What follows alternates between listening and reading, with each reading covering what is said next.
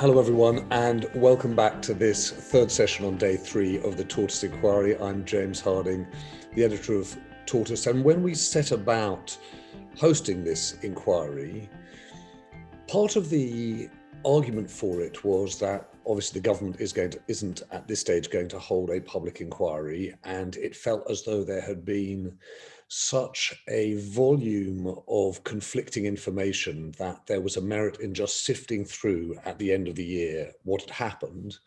But of course, there was an accusatory tone to it too, was why did so many things seem to go wrong and who should be responsible? And in that mix, there was a question too, which was, could the media have done a better job? Or as this session is entitled, did the media fail? And we wanted to ask that question because one of the fundamental elements of 2020 has been questions of truth and trust. And it seems as though the media plays a central role in that. And so in the coming hour, we're going to try and examine it. We're very fortunate to be joined by Dorothy Byrne, by John Riley, and by Alan Rusbridger. I'll introduce them more fully in a moment. Please, as ever, weigh in with your thoughts. They're slightly different, these inquiry sessions, to our normal think-ins. They're not as much of a discussion. There is an attempt to try and take evidence. So where you have seen research that you think is relevant to our thinking, or you've got experience or examples that you think should be included as evidence, please do raise it in the chat and I will try to bring you in. But we're going to start by turning to Jerry Hayes, and I'm very grateful to Jerry. Jerry, very good to see you. Thank you for doing this. In a curious way, Jerry, most of these cases have started with, if you like, a case for the prosecution and a case for the defense. What we've asked you to do, if you like, is to make the skeleton argument. And so I'm going to hand over to you to do that. We're probably, people are going to trust you more to do that than me. Okay. Thank you, James. The importance of this inquiry really shouldn't be underestimated because there will be a reckoning. What was that phrase we all are familiar with, was so clear and so concise in the Second World War? It was careless talk costs lives. And I suspect there won't be any doubt that during this pandemic, there has been a lot of careless talk, which has cost many lives. So this inquiry is to examine how much is the media to blame, and you might think particularly the press. I suspect that it is not an issue that the Downing Street communications operation was a shambles at the time when the public desperately needed to find out information that could protect their lives and those that they loved from the virus. So an issue for the inquiry to consider is, how complicit were the press in the mixed and sometimes contradictory messages that streamed from the news and comment pages? There were a number of stages in this pandemic in terms of reporting. At first, there was the underreporting, then a recognition that there may be some sort of problem. And after all, we heard from the Evening Standard that, don't worry, there's only 2 people in the whole of the United Kingdom with the virus. It's not really going to bother us too much here. So, some issues that we should consider. When coronavirus was first introduced to the public, were the press quick enough off the mark in reporting the potential seriousness? And if they didn't, was this because of lazy journalism? Or was it because there was too much focus on other news issues, in particularly Brexit? Or was it regarded as just another virus, disease, far, far away, which really wasn't going to affect us too much in the United Kingdom? Or maybe the media were prompted by government to play down the virus to stop panic amongst the population. But perhaps the most important question that this inquiry should deal with is, did anyone bother with any thoroughness and diligence to investigate what was going on? And if they didn't, why not? Well, at last it became clear that the virus was becoming a serious danger, and it was given the name COVID-19. Not surprisingly, I suppose, the media reaction was mixed. I mean, the naturally tribal newspapers, no longer tribal in the sense of party politics, but looking at things through the prism of Brexit, were really rather resentful of the government. They attacked the government for scaring us all to death, that it's no worse than the flu, that masks were an intrusion, and that we should give people the freedom to use their common sense. Other newspapers were urging caution. They had seen the consequences of large crowds in Cheltenham and in Liverpool, the famous football match, which was dire. And some newspapers, to their credit, particularly the Financial Times, drilled into the statistics and began to ask difficult questions, sometimes to great effect, but they were denounced as lefty Ramonas. And what about the mainstream broadcasters who were beginning to ask ministers difficult questions and important questions, but were condemned for being unpatriotic by some areas of the press? The BBC, not for the first time, I expect not for the last time, was accused of presenting biased news. Sky, and in particular Adam Bolton and Beth Rigby, were regularly denounced on social media. And both Channel 4 News and Good Morning Britain were boycotted by ministers whose job it is to explain to the public the truth, how they can best protect themselves. So what about the public? Well, not always the best champions of a free press when it suits them, unless it suits them. Perhaps they began to lose trust in the very information that could save their lives. And the opinion polls actually begin to show this. They just wanted something that should be sacred to any journalist, the truth. So the inquiry should ask itself, who should take the blame for this? The government, and in particular the Prime Minister's mixed messaging and desperation to cheer the nation up despite the consequences? Or the media, who played into their hands, you might think, with such headlines as Independence Day, it'll be over by Christmas, get lazy civil servants back to work. They didn't appear on the front pages by accident. It was by design. The inquiry might like to consider whose design. And then, as it always does, the mood in Fleet Street moved on.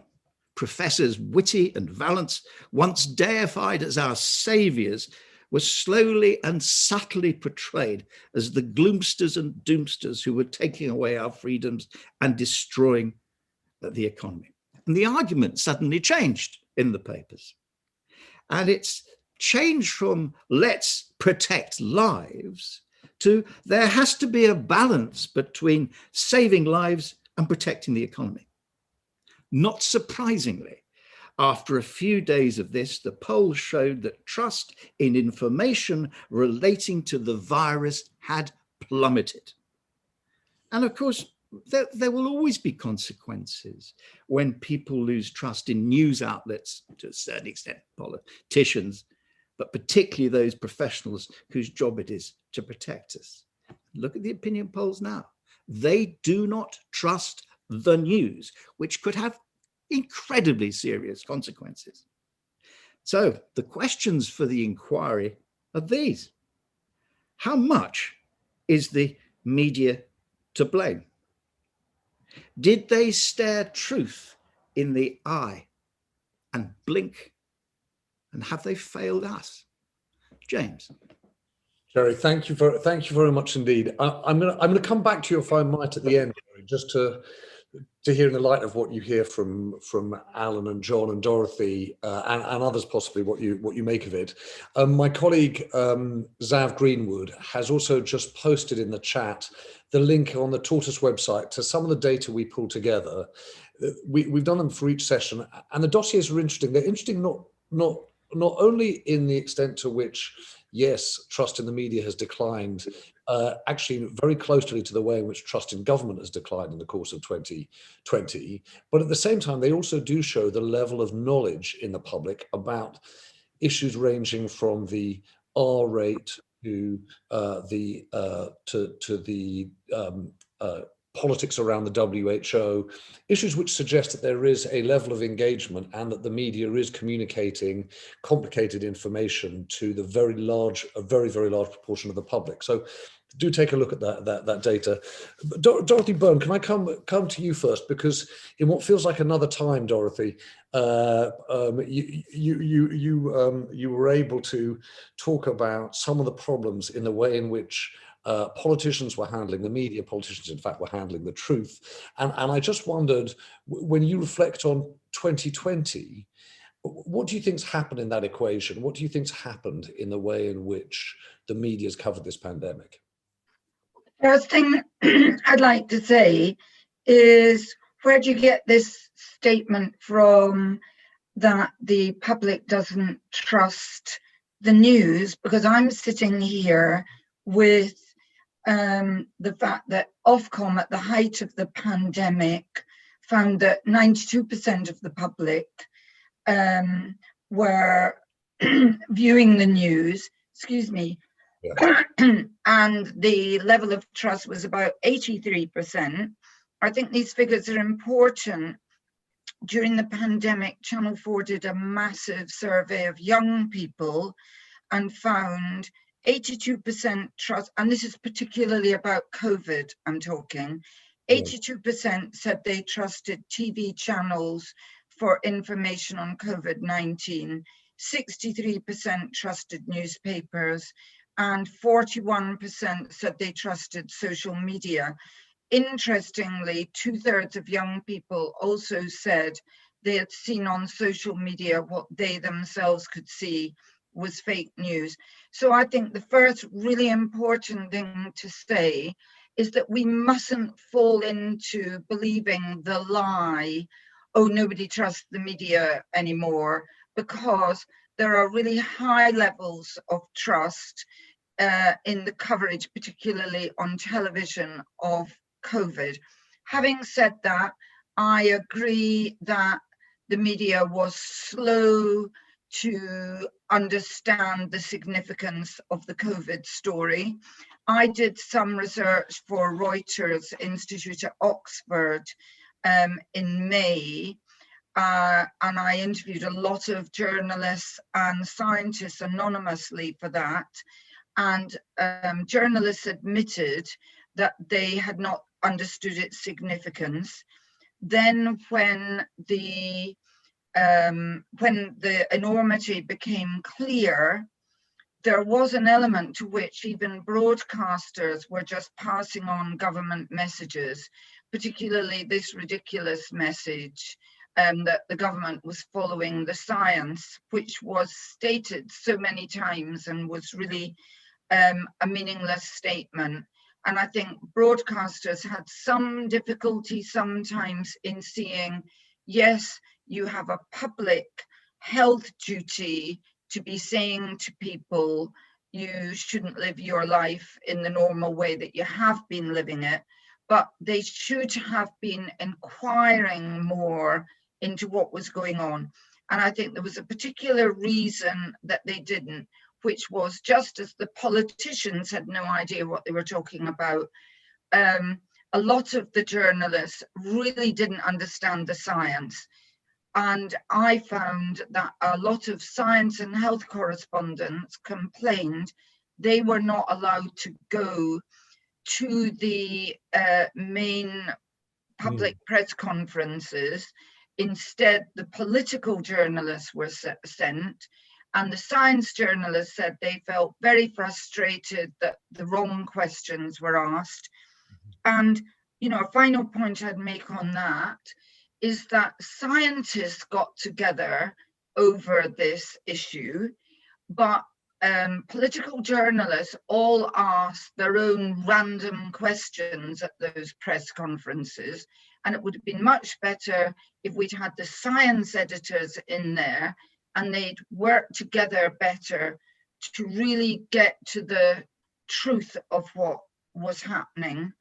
I think I was shocked that in many ways that I saw more investigations later on about the truth about PPE and what was really happening in care homes coming from right-wing newspapers than I saw coming from the BBC. I was really surprised by that. I think when they got their act together, the Mail and the Telegraph did some really good investigations. And my final point, because I could make so many, is could newspapers stop getting entirely irrelevant experts to say what they think about how this virus is spreading? So a whole page will be devoted to an oncologist, for example, telling me how the virus is spreading around the world. And we need to get the right experts, but we also need to get a lot more journalists out of science at university to enter our profession, because I think that was a key reason where there was failure. But overwhelmingly, certainly on television, the public saw people really trying to tell the truth. I admire what Radio 4 is doing at the moment in answering all the questions, because now we've got to, fight the anti-vaxxers disinformation literally in order to save lives. So, much good done, but some not so good. Dorothy, can I, and I appreciate your point about the extent to which people turn to the news. There are a number of different issues in this question about the media, and I hope we can come to them in turn. One of them in the early period, though, Jerry Hayes touched on this question about underreporting. Yes, and I agree with that. Another question in the early period was whether or not the sense of national crisis and the invoking of different versions of the Blitz spirit meant that the media felt that its job was to, quote unquote, help the nation come together, Thursday night applause of the NHS, that there wasn't a culture of critiquing government or people in authority, because the job was for the country to pull together and the media should be a part of that. What do you make of that point of view? I think I agree that the media didn't cover it enough in the run-up, and I believe that was a news failure, and it was partly caused by the scientific ignorance of people who run newsrooms, who were failing to spot the significance of this virus, and also who saw China as a place very, very far away. One editor said to me, it was only when it hit Lombardy that it struck me, this is really important. And is that because journalists all go on holiday to Italy? I mean, we all write every day, we live in one world, but journalists clearly didn't quite clock, we really do live in one world. And what is happening in Wuhan with a major coronavirus is going to affect us here. Secondly, yes, I do agree that journalists at first confused their roles. They had two different roles. One was in purveying vital public health information, but too often they didn't do their other job, which is to delve into information that they are being told is a matter of fact by a government. And I couldn't believe it when I saw again and again, when I turned on my television, someone saying to me as a fact, not even quoting the government, not even saying the government say they're following the science, but saying as a fact, the government is following the science. All these people who were giving the message and receiving the message, nearly all of them, I looked them up, the vast majority of what is quite a small group, admittedly, had done PPE. And I know it's a hammy joke, but literally we had no PPE in hospitals and in care homes, and massive amounts of PPE, that is politics, philosophy and economics, from Oxford University, purveying our messages. And we needed far more people who had degrees in biochemistry or even PhDs in epidemiology, telling us and explaining to us what was happening and really questioning the government. And I hope that all journalists have learned from this, that in a disaster, you still carry on being a journalist, yes, while purveying the truthful information. And one of my concerns about the fact that too many people just said the government says this, the government says that, unquestioningly, is that we know there is quite a lot of vaccine hesitation yes. in this country, not just anti-vaxxers, the slightly worried people. And if they think, well, how can I believe my television political editor, because that person was just purveying rubbish that the government told at various points, when that person then tells me, you should believe the vaccine is safe. Well, of course, I'm not going to believe a political journalist who tells me the vaccine is safe, because how on earth would they know? I want more science journalists on and fewer political journalists on this time. Dorothy, thank you. I'm going to come back to that. And I definitely want to come back to the point about journalists challenging remaining journalists, challenging even those people who are seen to be the heroes of this story as well as the villains. Mm-hmm. But I just thought, if I might, I'm going to come to John Riley, because John has been in the thick of it this year, running Sky News. Jerry Hayes made a point about that, the commentary and criticism that,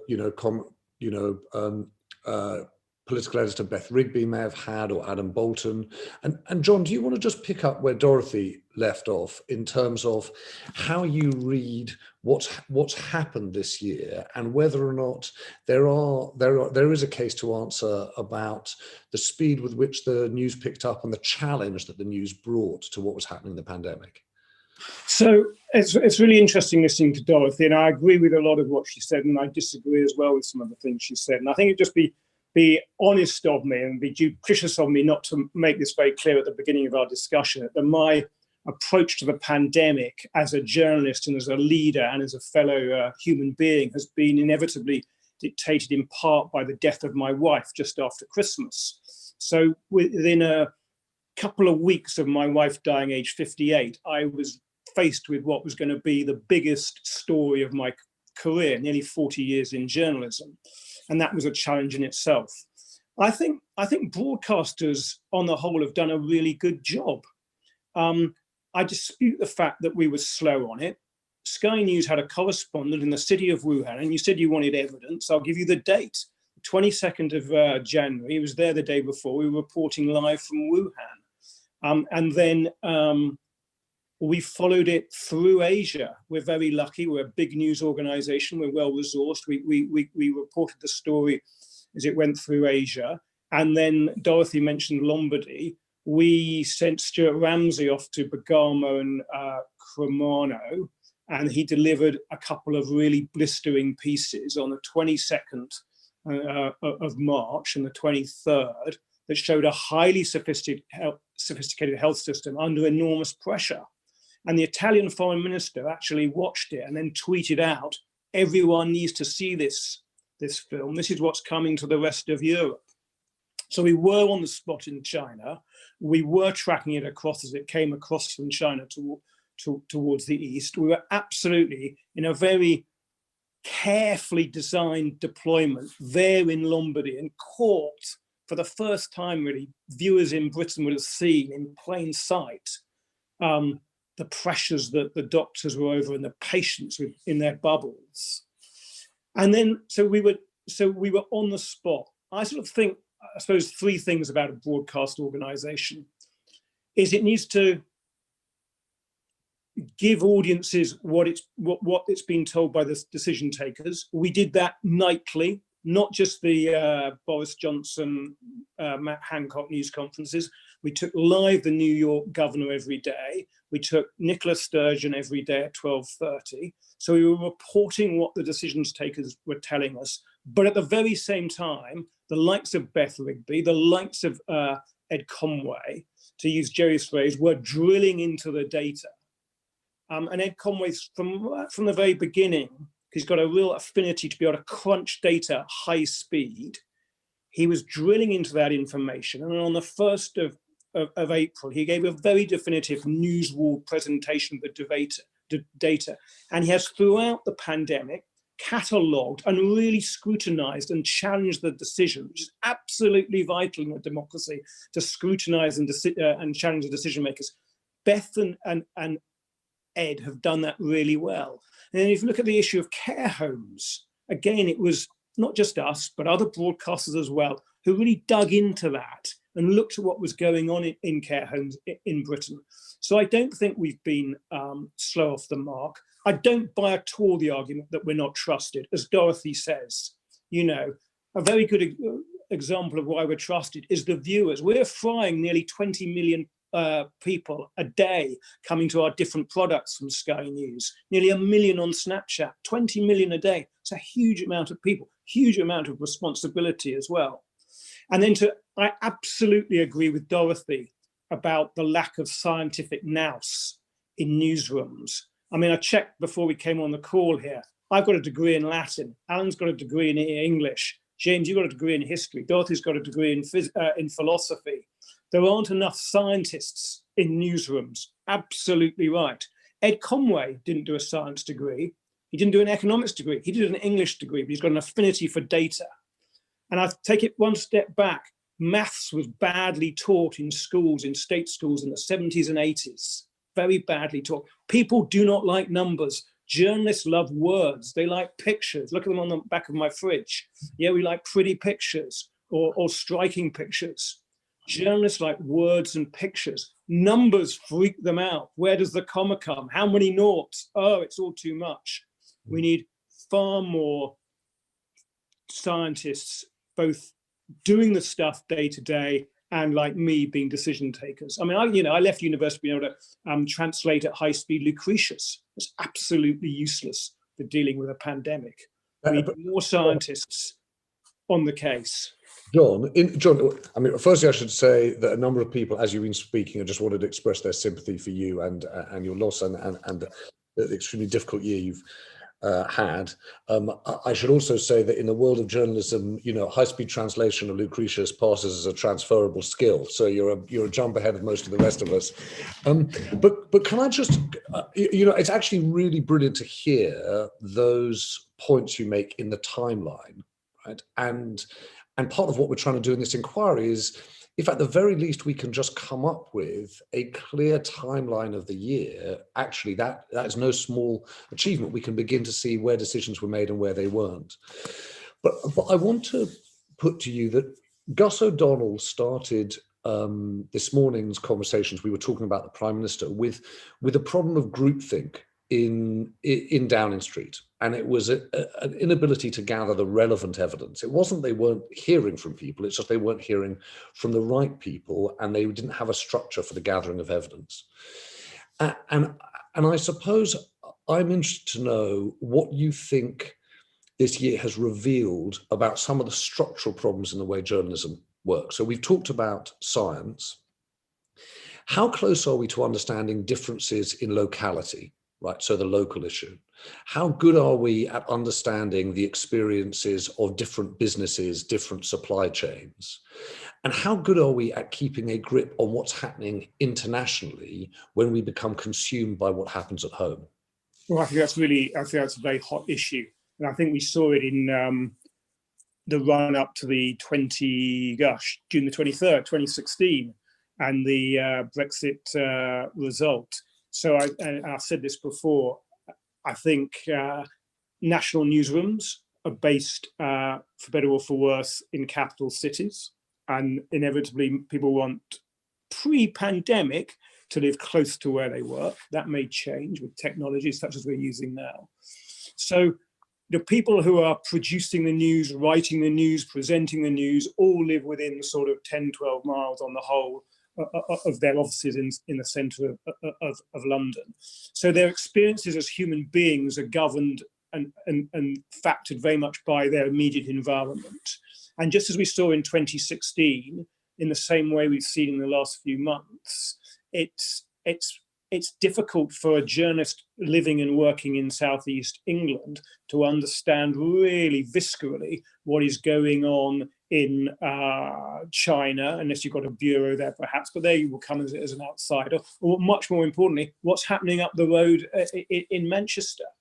And we did a very deliberate thing in October when the row was brewing, if you remember, between the mayors of the big cities up there, in particular Andy Burnham, who's the mayor of Manchester, Greater Manchester. And we sent both Beth Rigby, our political editor, and Sam Coates, our deputy political editor, there because I was worried that they were reporting the story from a very much London-centric Westminster bubble perspective, and they needed to be uprooted, and I use that word deliberately, uprooted and deployed, and I use that word again, deployed into the north to find out actually what people were thinking and feeling about the pandemic. And that's only 2 hours from where I'm sitting now, Manchester. But we sort of see it as a foreign country. And I think, again, to echo what Dorothy said, and you mentioned sort of supply chains, a lot of journalists are generalists, and they find it hard to drill into and really sort of evaluate objectively information. And everyone's got a line to push, and you've got to be able to evaluate that. It goes back to what I said. You need people who understand numbers, because a lot of today's life is about numbers, data. And John, I mean, I think there still remains a critique of journalism, particularly around business and the numbers in business. But I wanted to before I go to Alan, I wanted to touch on something else, which is the live broadcast interview, a subject of a fair bit of debate in different ways over the years. People will have seen, sort of Matt Hancock's moment with Kay Burley. There've been a fair few, let's face it, in the course of the year. There's quite a discussion about Andy Burnham, who's, been on Sky, and there've been clearly moments. The question I've got is the ability of live broadcast, not just to challenge in the way Beth Rigby has the Prime Minister, but to pick up on Dorothy's point, the capacity of live television to challenge scientists, to challenge, in fact, the NHS about the delivery of its services. What would you say about its record in interrogating those people who themselves have specialist knowledge? I think we've learnt some lessons, and they can be quite reluctant to put themselves up to be interviewed and challenged. And they've been reluctant, and I think we're very used. It's sort of, the pandemic was a big, new, nasty, grim story that kills people. And I think newsrooms have taken a while to sort of get used to dealing with a story that poses an existential threat in many ways. And then the idea of going into a studio and doing a live interview with a top scientist would be something quite new to a lot of people. And you've got to be really sure of your facts. Political journalism has gone on since, year dot. Science interviews, it's quite a new phenomenon. And I think people are learning the trade.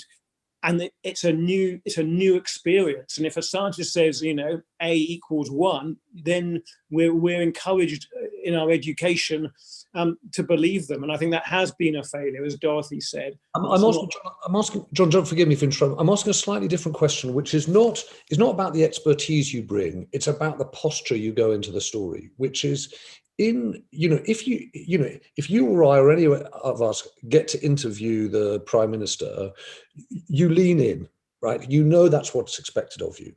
When you're interviewing a doctor who works in the NHS under incredibly difficult circumstances, or a scientist who's an experienced epidemiologist, you might a little bit sit back and listen. And I guess my question is whether or not we're as critical of the heroes in this story as we are of our kind of perceived political villains. Well, I suppose I disagree with that.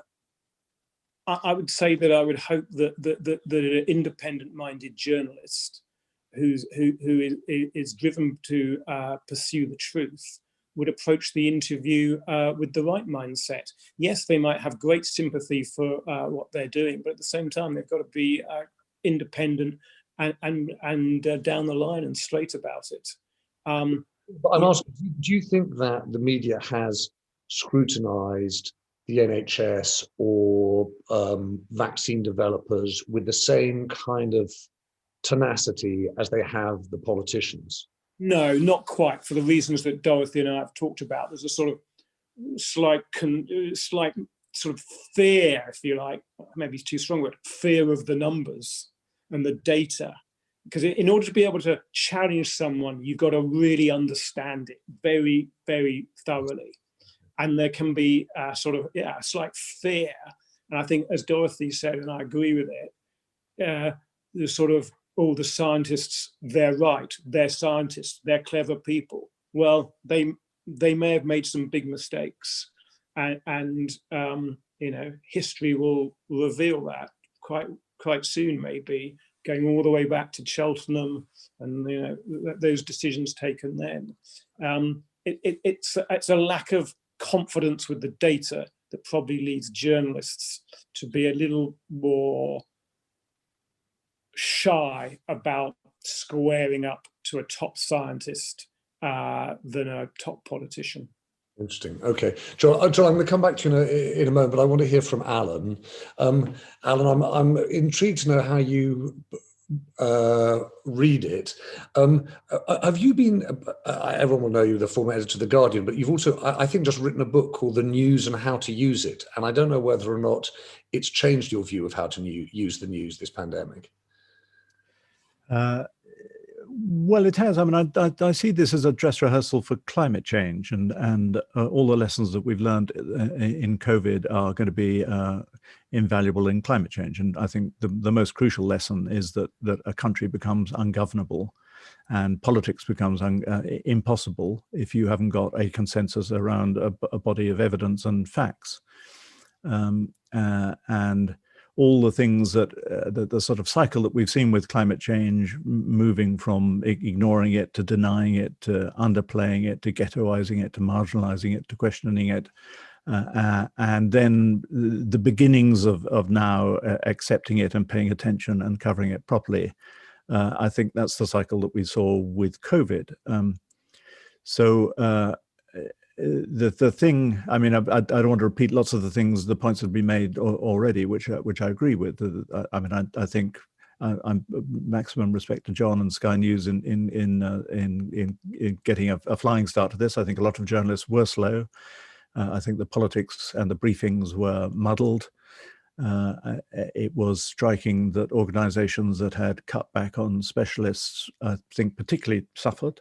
And organizations that had excellent specialists. I can see Giles Whittle sitting there, an enormous fan of his ability to write clearly and knowledgeably about science. And that really began to count. More recently, I think, sadly, in the written press, we've fallen back into tribalism and dealing with this as a political issue rather than a scientific issue. But the big point, I suppose, that I'd like to sort of throw in is, which again, I've tried to wrestle with in this book, is that we know the sort of economic model that has sustained journalism for 250 years is in real trouble.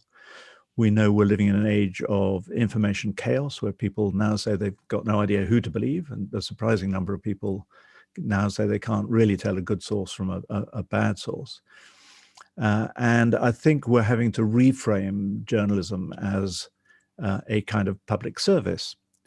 And let's take one villain in the piece, Fox News, which I think has been absolutely awful in its coverage in something which really counts as a matter of life and death.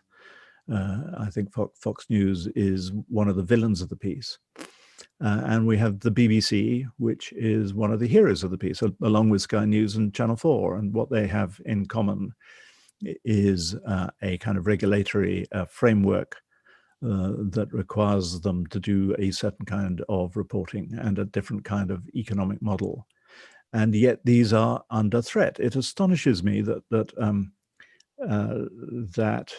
the Dominic Cummings mantra of saying that he would like to see more Fox News style broadcasters in this country, and a government that seems completely indifferent to whether the idea of public service broadcasting survives at this moment of maximum information chaos, seems to me one of the most egregious failings of this government, and it really surprises me that there isn't more anger and anxiety about how, if we were to meet in 10 years' time and discuss this, we might have lost something that was incredibly valuable and be living in a society that has become more ungovernable because we got rid of the one economic model that does kind of work in delivering universally available and trusted news.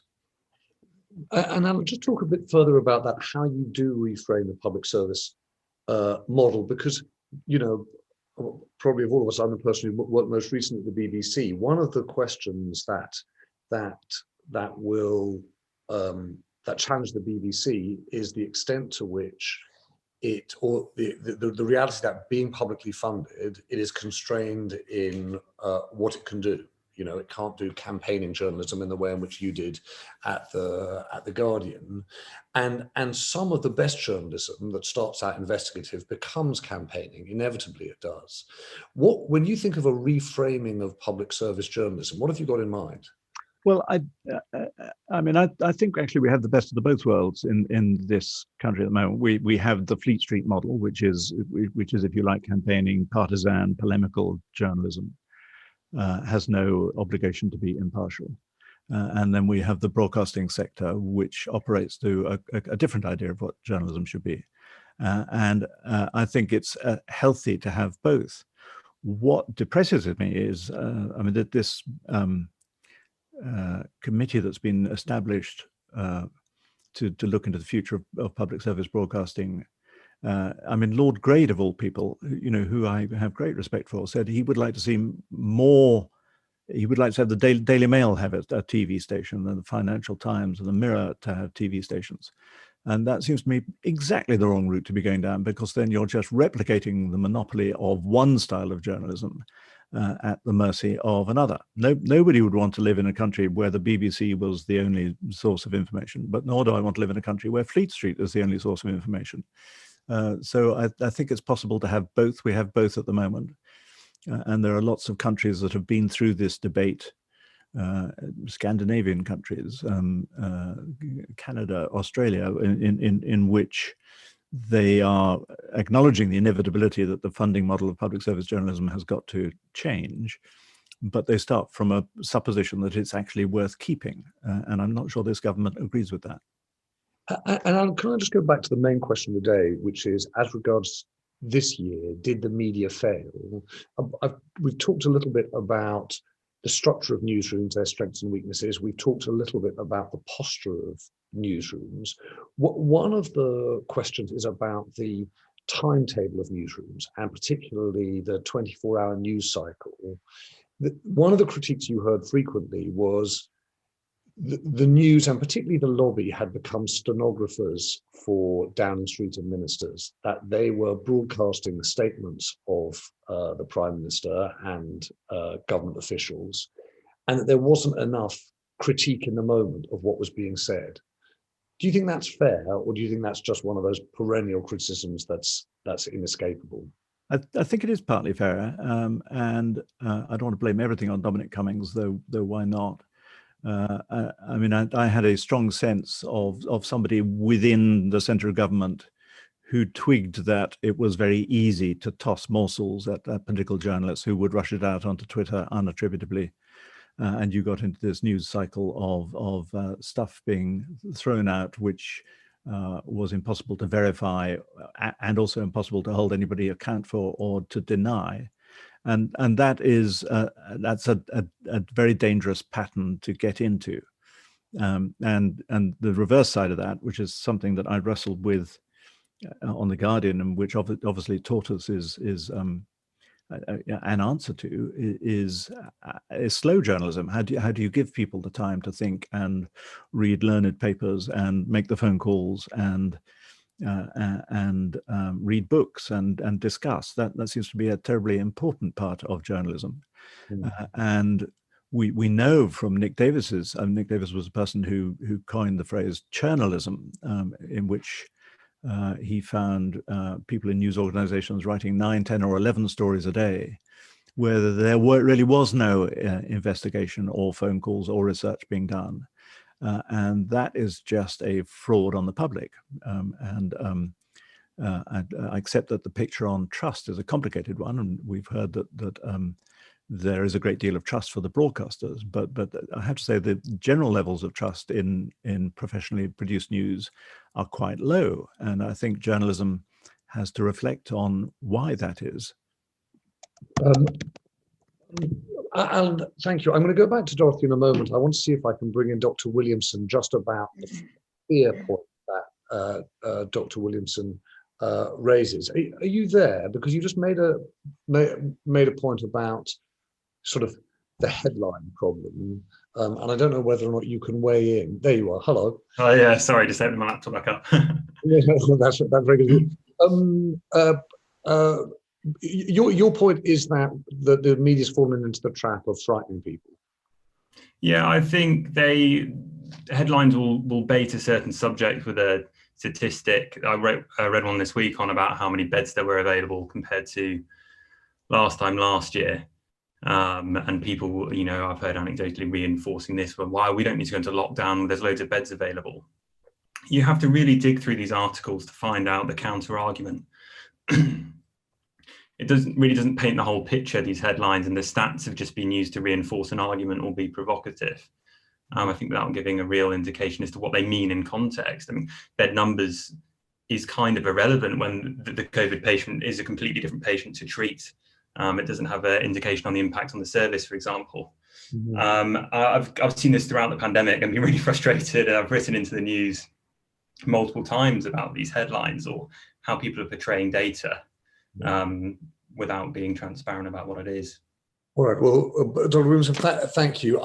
As I said, I wanted to go back to Dorothy because Dorothy had one final point. I realize we're getting sort of the last quarter of this, but I wondered whether you had what you think about what Dr. Williamson is saying there. Do you want to just respond to that? And then I just want to put something different to you.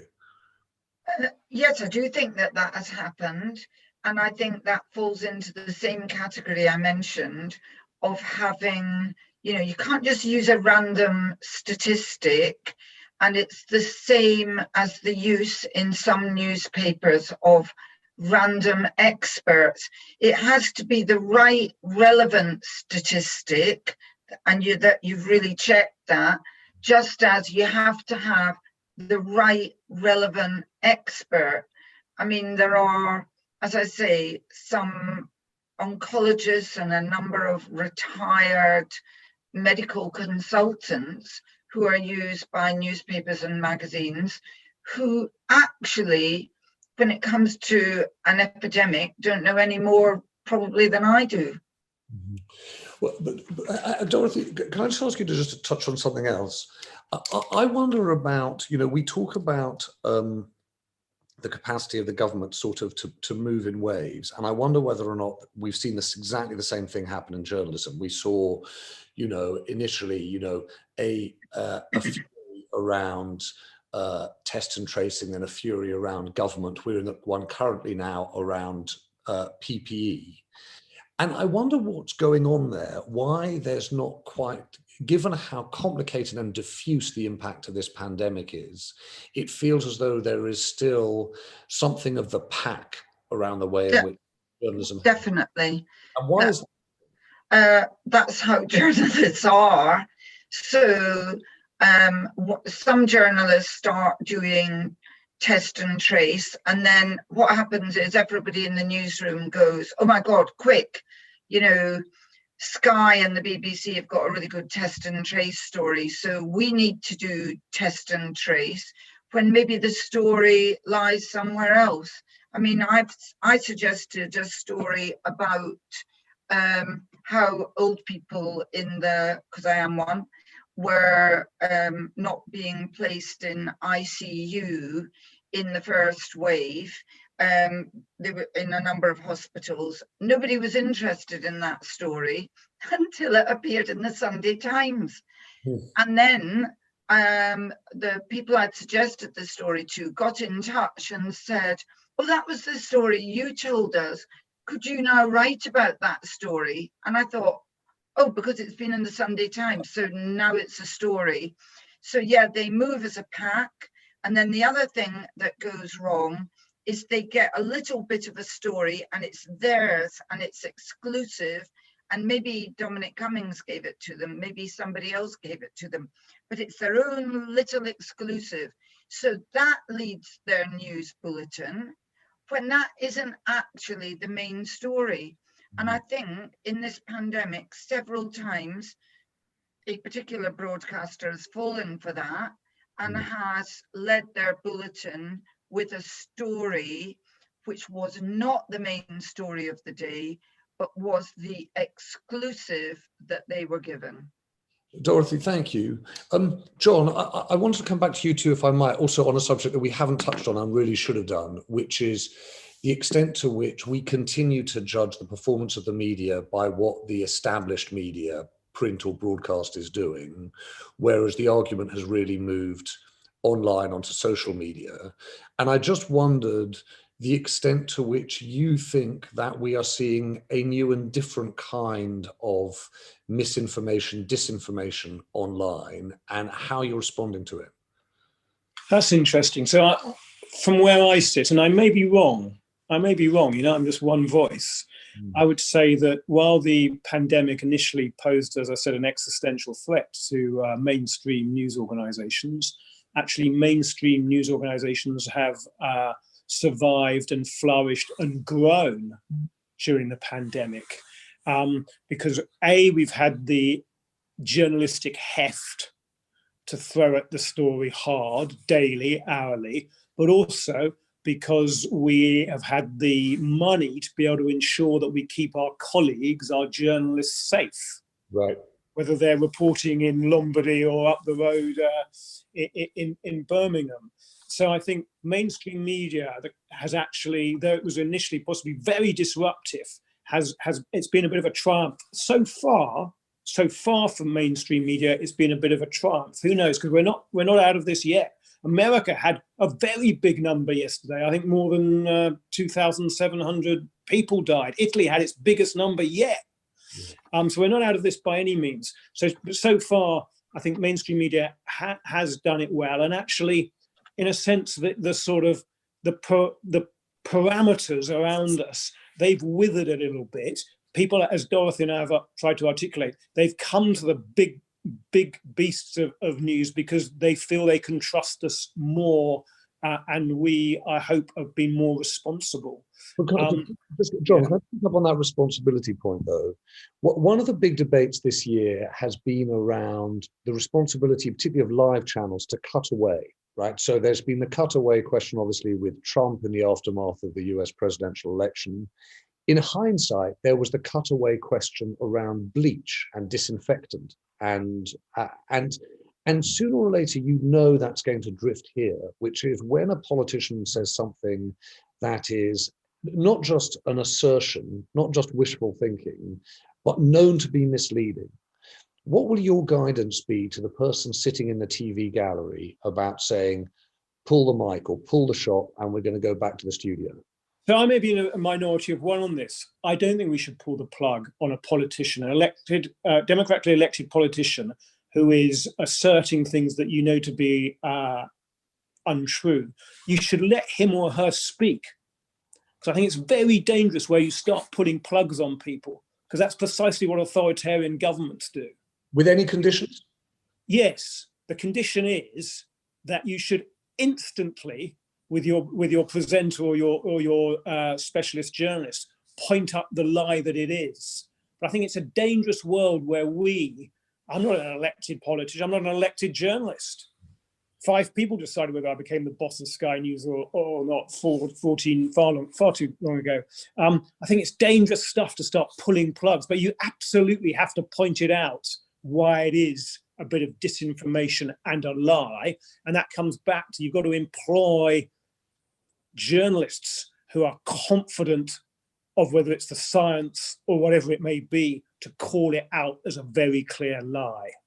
Whether you then repeat it later again, you can have a discussion. You've got to be pragmatic about this stuff. But pulling a lever on a democratically elected politician is quite a big step. And for the minute, and hey, I might change my mind, but at the minute, I wouldn't be doing that. I've thought about it a little bit. I was sort of, yeah. I'm sure, but I think it does go to this issue of truth and lies in 2020. I'm going to go finally to Alan before I return to Jerry. Alan, I'd be interested to know what you think of that point, because of course editors in print do have a capacity to select what they do or don't publish, and also where they publish in terms of hierarchy. I'm just interested to know what you think has happened to perceptions of truth and lies in this year. Or sorry, Alan, you're muted. There you are. We've moved in the space of 15 years from a world which had organized itself really since the beginning of printing on a kind of vertical basis, that the people who own the printing presses and the broadcasting studios effectively handed down news on a sort of vertical channel, to a world that now communicates with 4 billion people connected horizontally. And anybody can be a broadcaster or publisher and get their views disseminated. And we're only beginning to grasp the societal consequences of this vast shift in authority and newsmaking. And I don't think that journalists have begun to really realize what's the enormity of that. So we're living this world of information chaos that I was talking about before. It should offer an enormous opportunity for journalists to be the safe haven of reliable news. But I don't think that either journalists or the audience or readers have yet fully settled on what it is that makes journalism a particularly reliable and believable system of deciphering the world. I mean, that really is the reason I wrote this most recent book, that after 200 years, we haven't really decided whether objectivity or subjectivity is the best method for getting at the truth. The word journalist, we can't really decide who is a journalist today, or whether journalism is a craft or a profession. The Sun is journalism, the New York Times is journalism, the BBC is journalism, the Daily Mail is journalism, but they're all very, very different ideas. I mean, even within the Murdoch organization, the Times and Fox News are completely different ideas of what journalism is, and yet we expect readers to be sophisticated enough to see this one word journalism as something that describes very different ideas of information and methods. So we're not going to sort this out by next week or by next year, but I think it's going to take a generation of work and probably a huge program of media literacy to get us into a position where we appreciate what a society needs in terms of evidence and truth and news in order to be able to function. Alan, thank you. This is one of these moments where you do wish you were back in a physical world where you could stop. Actually, like, why don't we get the kettle on? Let's get a cup of tea and really try and understand that. Because I have to say, when I think of, I hadn't thought of things as simply as the objectivity subjectivity point, but of course, it's true that in our public service world, there's not room for that subjectivity. At least there shouldn't be in that, Fleet Street world. There's a suspicion that objectivity can be worthy and dull and bland, and things need to have more of a bite to it. And what mix we get to is really unclear. It feels to me as though the news and the way we use it is a subject. If I might ask you back to have a conversation about that in the new year. I'm going to hand back to Jerry Hayes. Jerry, can you pull a thread through all of this? Oh, sorry, but if you do, let's make sure you're unmuted. Myself. There you are. Yes, you're here. Right. Well, I've been trying to pull a thread through this, and it's quite difficult, but I think there's some key points which have come through, particularly starting with Dorothy. You've got political journalists. Now, everything is political, so they play a very, very important part on the news gathering process and analysis.